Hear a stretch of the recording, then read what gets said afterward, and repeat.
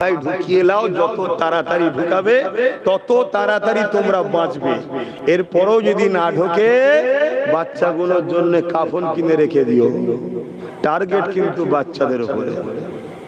আমার দিনের সঙ্গে যে লাগবে, ক্ষমতা থাকলে হাত দিয়ে তার সাথে যুদ্ধ করব, না হয় মুখ দিয়ে প্রতিবাদ চলবে। শুনছেন তো নাকি? সে যেই হোক, আমার আব্বাজান হলো ছাড় নেই। কেন? আমার আব্বার আগেও আমার মোহাম্মদ রসুল। জোরে বলে সুবহানাল্লাহ। শুনছেন তো নাকি? আর আমার ভাই যদি নওশাদ হয়, ওরও ছাড় নাই। কেন? ও আমার ভাই হতে পারে, কিন্তু আমার জান্নাতে ও লি যাবে না, আমায় জান্নাতে আমি না লাল লি যাবে। জোরে বলুন সুবহানাল্লাহ। শুনছেন তো নাকি? আপনারা পিছনের ভাইরা অসুবিধা হচ্ছে নাকি? মন দিয়ে শোনে, হুঁশ কেটে যাবে।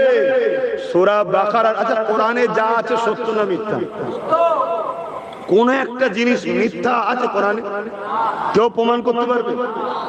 কোরআনে সূরা বাকারার মধ্যে আল্লাহ বলছে, তোমরা আমাকে ও আমার হাবিবকে ছেড়ে যারকে গুরুত্ব দেবে, আমি আল্লাহ তার হাতে তোমাদেরকে জিল্লাত দিয়ে মিটিয়ে দেবো। শুনছেন? খুব সাবধান, খুব সাবধান।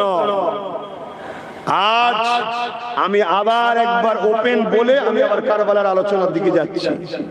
কেন্দ্র সরকার হলো আমাদের প্রকাশ্য দুশমন। কেন্দ্র সরকার কি আমাদের প্রকাশ্য দুশমন, আর রাজ্য সরকার হলো আমাদের বন্ধু সেজে মুনাফিক দুশমন। কথা মাথায় ঢুকছে? এবারে বলুন, প্রকাশ্য দুশমন বেশি ভয়ানক না বন্ধু সেজে? এটা কি আপনার কথা না রাসূলের কথা?